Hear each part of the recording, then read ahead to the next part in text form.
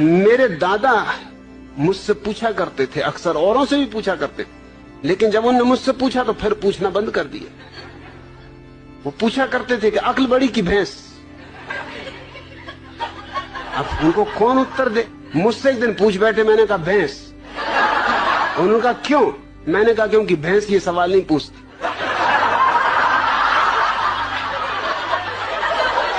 ये खुजली तुम्हारी अक्ल में ही चलती। भैंस तो बिल्कुल परमहंस दशा में।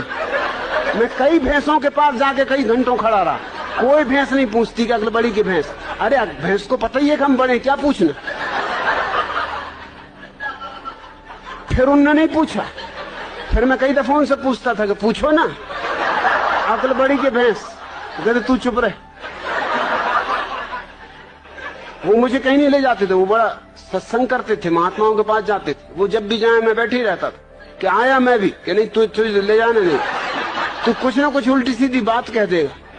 मैंने कहा उल्टी सीधी बातें तुम लोग करते हो, मैं सीधी साधी बात करता हूं। अब तुम ये बात पूछते हो अक्ल बड़ी की भैंस, और मैंने सीधा उत्तर दे दिया कि भैंस, तो तुमको लगता है उल्टी सीधी बातें कर रहा हूं। अरे आने दो, मैं भी तुम्हारे महात्मा को जरा दिखाऊंगा। एक दफा मुझे ले गए, सिर्फ एक दफा ले गए। एक महात्मा के पास गए वो मिलने, मुझे ले गए। महात्मा की उम्र रही हो कोई 30 साल, मेरी उम्र रही होगी मुझसे से कोई 15 साल, और मेरे दादा की उम्र रही कम से कम 60 साल। महात्मा ने उनसे कहा आओ बच्चा बैठो।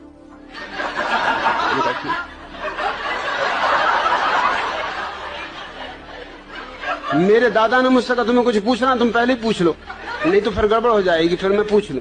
मैंने उनसे पूछा कि बच्चा एक जवाब दो। महात्मा बहुत नाराज हुए, कहने लगे मुझसे बच्चा कहते हो? मैंने कहा तुम मेरे दादा को बच्चा कह रहे हरामजादे, 60 साल की उम्र के बूढ़े को बच्चा कह रहे, 30 साल के तुम हो, 15 साल का मैं हूं, तो कोई गणित में गलती कर रहा हूं? तुम बच्चा नहीं महाबच्चा हो। मेरे दादा ने मुझे फौरन बाहर निकाला, तू जा भैया, तू घर जाओ, कभी मेरे साथ मत आना। क्या बातें पूछ रहे हो? सृष्टि को किसने बनाया? जान भी लोगे तो क्या करोगे? क्या फिर से बनाना है? एक से ही मन नहीं भरा। अरे इतना ही जान लो कि अपना अज्ञान कैसे मिटे। ये जानने से नहीं मिटेगा, ध्यान का दिया जला लो, अज्ञान मिट जाता।